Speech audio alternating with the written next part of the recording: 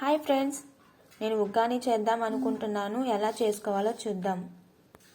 ముందుగా స్టవ్ మీద పెనం పెట్టుకోవాలి. పెనం కాగిన తర్వాత ఆయిల్ వేసుకోవాలి. ఆయిల్ కాగిన తర్వాత తాలింపు గింజలు వేసుకోవాలండి. అలాగే మనం కట్ చేసి పెట్టుకున్న టమాటో ముక్కలు, అలాగే ఉల్లిగడ్డ ముక్కలు, పచ్చిమిర్చి కట్ చేసుకొని వేయించుకోవాలండి సిమ్లో పెట్టుకొని. అలాగే దీంట్లో కరివేపాకు రెబ్బలు వేసుకోవాలి. అలాగే శనగిత్తనాలు కూడా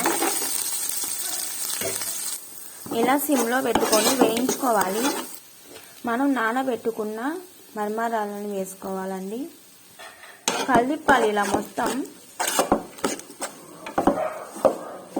2 నిమిషాలు కలిపండి బాగా. అలాగే దీంట్లో చిటికెడు పసుపు వేయాలి, కొంచెం ధనియాల పౌడర్,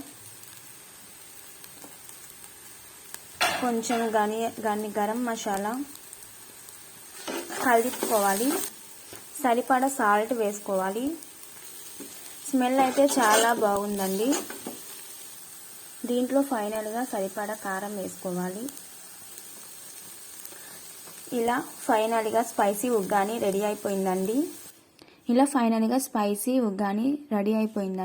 నేనైతే ఆ ప్లేట్లో సర్వే చేసుకున్నాను.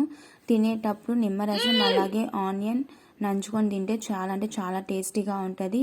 ఒకసారి మీరు కూడా ట్రై చేయండి. లైక్ కొట్టండి, అలాగే చూసారు కానీ చాలా అంటే చాలా బాగుంది.